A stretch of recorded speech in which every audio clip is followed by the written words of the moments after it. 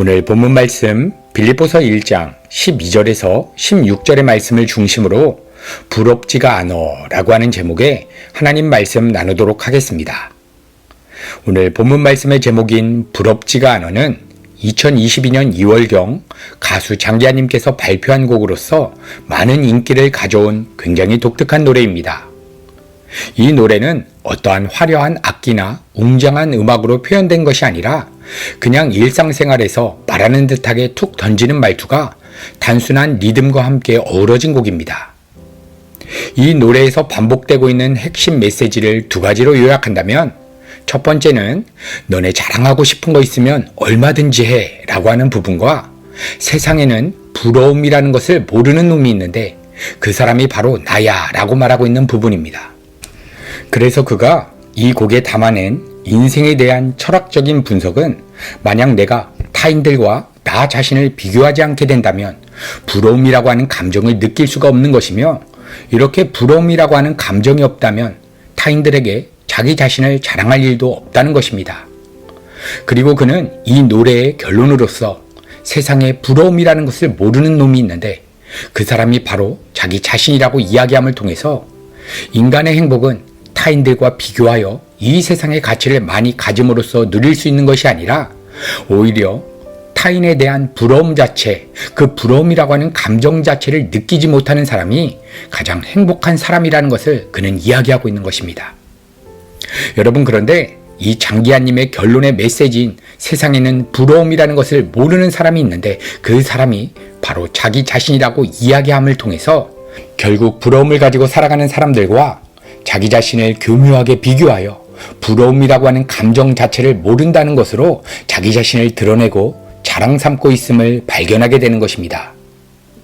그래서 이 곡 안에서 발견되는 것은 아무리 부럽지가 않아 전혀 부럽지가 않다라고 말하고 있지만 인간은 어쩔 수 없이 무언가에 대해서 부러움을 느끼게 되고 타인들에게 자기 자신을 드러내고 자랑하면서 살 수밖에 없음을 보여주고 있는 것입니다.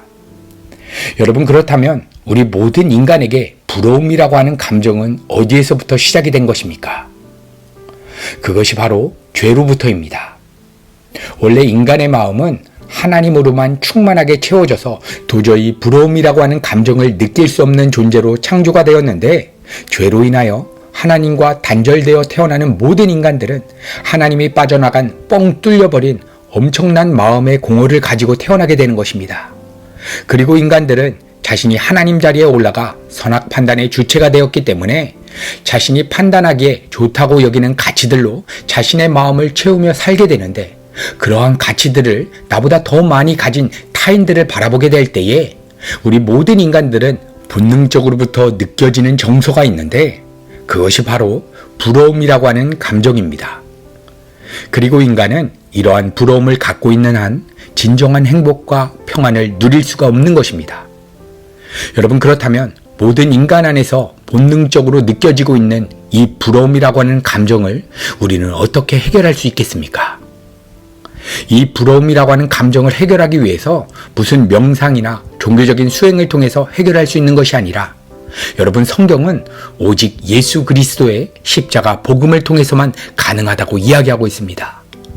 그래서 우리가 함께 나누고 있는 빌립보서의 말씀을 통해서 이 세상에 대해서 타인에 대해서 진정으로 전혀 부럽지가 않은 우리 성도의 삶에 나타나는 증거들을 발견할 수가 있는 것입니다. 여러분, 그 증거의 핵심을 한마디로 요약한다면 이 세상의 눈으로 보기에는 너무나 부러워할 것이 많은 감옥과 같은 현장에서도 기쁨과 감사가 터져나고 있다는 것입니다. 그래서 사도 바울은 로마 감옥 안에서 사슬에 매인 죄수의 몸이 되어 자신이 10여 년 전 세운 빌립보 교회 성도들을 향하여 지금 편지를 쓰고 있는데 그는 감옥 바깥에서 부유하고 평안하게 살아가는 사람들에 대한 부러움을 느끼고 있는 것이 아니라 이러한 놀라운 고백을 선포했던 것입니다. 빌립보서 1장 18절 그러면 무엇이냐 거칠애로 하나 참으로 하나 무슨 방도로 하든지 전파되는 것은 그리스도니 이로써 나는 기뻐하고 또한 기뻐하리라. 여러분, 이 빌립보서는 4장으로 구성된 짧은 서신서인데 기쁨이라고 하는 단어가 무려 18번이나 기록되고 있습니다. 여러분, 그렇다면 사도 바울은 왜 감옥에 갇혀 있는 상태에서 기뻐하고 기뻐하라고 외치고 있는 것입니까? 우리 생각으로는 감옥에서 빨리 빠져나가서 다시 복음 전도를 하러 다녀야지만 기쁨이 있을 수 있다라고 생각되지 않겠습니까? 다시 말하면 내 삶에 어려워진 재정 문제, 사업 문제, 건강 문제에서 빠져나가야지만 우리는 기뻐할 수 있지 않겠습니까? 그런데 사도 바울의 기쁨은 환경의 변화나 어떠한 인생 문제의 해결에서 느끼는 그러한 감정이 아니었습니다. 그의 유일한 기쁨의 이유는 그가 감옥 안에서 시위대라든지 로마의 관료들을 접하게 되어 복음을 전하는 기회가 되었고, 또 재판정에 서게 되면 재판을 관할하는 법관이라든지 집정관이나 자신이 투옥 중에 만나게 되는 사람들에게 그리스도를 전파할 수 있는 기회가 생겼기 때문에 그는 감옥 안에서도 기쁨의 감격을 터뜨리고 있었던 것입니다. 그리고 이렇게 사도 바울은 감옥 안에서 기뻐하고 하늘의 평강을 누리는 것 가운데 놀라운 일이 일어나게 되었습니다. 여러분, 바울의 지체들은 그의 투옥 소식을 듣고 걱정하며 찾아와 바울을 면회하게 되는데, 그들이 감옥 안에 있는 바울의 얼굴을 보니까 기가 막힌 것입니다. 감옥 안에서도 바울의 얼굴에 흐르는 감사와 기쁨과 평강에 그들은 압도당하게 된 것입니다. 환경적으로는 사도 바울보다 그들이 훨씬 더 편하고 안락한 삶을 살아가고 있었지만, 여전히 그들은 삶에 대한 걱정과 염려 속에서 살아가고 있는데, 감옥 안에서도 성령의 충만함을 덧입고 하늘의 평강을 누리며 기뻐하는 바울을 보니까, 이렇게 감옥 안에서도 평강을 누릴 수 있는 것이구나. 주님과 동행한다면 감옥 안에서도 하늘나라를 살아갈 수 있는 것이구나. 이것이 진정으로 복음을 누리며 살아가는 것이구나 하며 그들은 감옥 안에 있는 바울을 통해서 놀라운 복음의 신비를 경험하게 되었던 것입니다. 그래서 그들은 감옥 안에서도 기쁨과 평강이 넘쳐나는 바울을 보면서 더욱더 복음에 대한 확신이 생기게 되었던 것입니다. 이제 우리도 복음을 전하다가 바울처럼 감옥에 갇힐지라도 우리가 두려워할 것이 무엇이겠는가? 주님이 함께 하신다면 감옥 안에서도 하늘나라를 누릴 수 있다. 여러분, 이렇게 그들은 이 세상을 두려워하지 않고 담대히 십자가 복음을 전하게 되었던 것입니다. 여러분, 지금 바울의 상황은 이 세상의 눈으로 보기에는 망해 보이는 상황이지만 오히려 그곳에서 복음 전파가 강력하게 터져나는 현장으로 바울이 경험할 수 있었던 이유가 무엇입니까? 바울은 감옥이라는 환경과 상황이 주어졌을 때에 그는 그곳에서 빠져나가는 것을 목적하지 않았습니다. 그는 감옥의 현장을 허락하신 하나님의 주권을 인정하고 있었고, 하나님께서 허락하셨다면 감옥의 상황도 하나님의 선한 계획 가운데 있음을 믿는 믿음이 부어졌기 때문에 그는 비록 감옥 안에 있지만 내가 살든지 죽든지 내 몸 안에서 그리스도만이 존귀케 되기를 원한다라고 하는 엄청난 고백을 드릴 수 있었던 것입니다. 빌립보서 1장 20절, 나의 간절한 기대와 소망을 따라 아무 일에든지 부끄럽지 아니하고 오직 전과 같이 이제도 온전히 담대하여 살든지 죽든지 내 몸에서 그리스도가 존귀 되게 하려 하나니.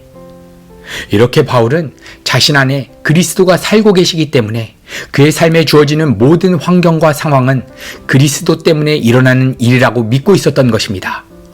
그래서 그가 혹여나 감옥 안에 있어서 자신의 육체가 죽는 일이 일어나더라도 그리스도 때문에 일어나는 일이기 때문에 그리스도의 뜻이라면 그 뜻은 이루어지는 것이 자신에게 가장 유익하다라고 그는 고백했던 것입니다. 여러분, 우리는 인생을 살아가다 보면 내 힘과 노력으로 어찌할 수 없는 감옥과 같이 답답한 환경과 상황을 지나가게 됩니다. 그래서 어떤 사람들은 재정의 어려움이라고 하는 감옥 안에 계시기도 하고, 건강의 위기라고 하는 감옥에 있기도 하고, 사업의 위기라고 하는 감옥을 지나가기도 합니다. 여러분, 이때 우리 성도들은 내게 주어진 모든 일들은 하나님의 무한한 지혜와 선한 계획 가운데 그리스도만이 존귀케 되기 위해서 주어졌음을 믿고 확신하게 될 때에, 감옥과 같은 절망적인 상황 속에 갇혀 있을 때에도 이 세상을 부러워하는 것이 아니라 오히려 우리 성도들은 이 세상을 향해 진정한 기쁨이 여기 있다라고 외치게 되는 것입니다. 오늘 이 말씀을 의지하여 내가 살든지 내가 죽든지 오직 그리스도만이 존귀케 되는 것을 목적으로 살아가기로 결단하시는 우리 사랑하는 성도님들의 모든 삶의 영역 가운데 감사와 기쁨과 하늘의 평강이 넘쳐 흘러나 죽어가는 누군가에게 예수 그리스도의 생명이 전달되기를 우리 구주 예수 그리스도의 이름으로 간절히 축복합니다.